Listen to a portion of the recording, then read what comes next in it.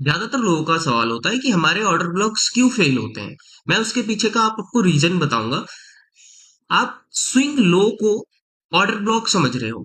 अगर कहीं पे मार्केट ऐसा कुछ फॉर्म करता है, high, low and higher high, आप समझ लेते हो कि ये हमारा ऑर्डर ब्लॉक है, प्राइस इसमें आएगी, मूव करेगी, तो हमें प्रॉफिट हो जाएगा।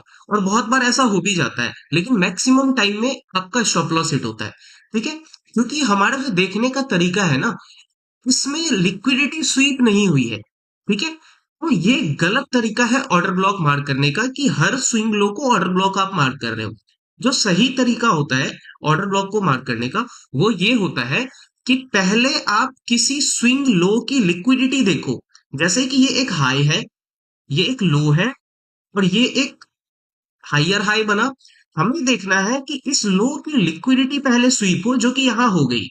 जैसे ही ये लिक्विडिटी स्वीप होने के बाद दोबारा वो स्ट्रक्चर टूटता है, फिर जाकर के एक परफेक्ट ब्रेकअप स्ट्रक्चर होता है।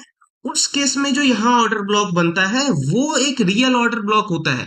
आई होप आपको ये समझ में आया होगा कि real order block liquidity SVEEP होने के बाद बनती है।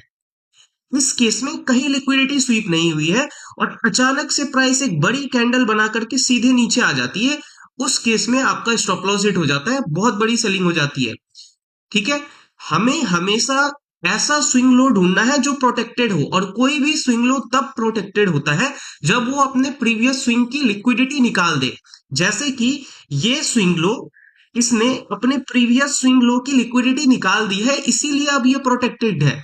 इसीलिए अब जब प्राइस वापस यहां पे आएगी, तो यहां से रिवर्स करके ऊपर चली जाएगी।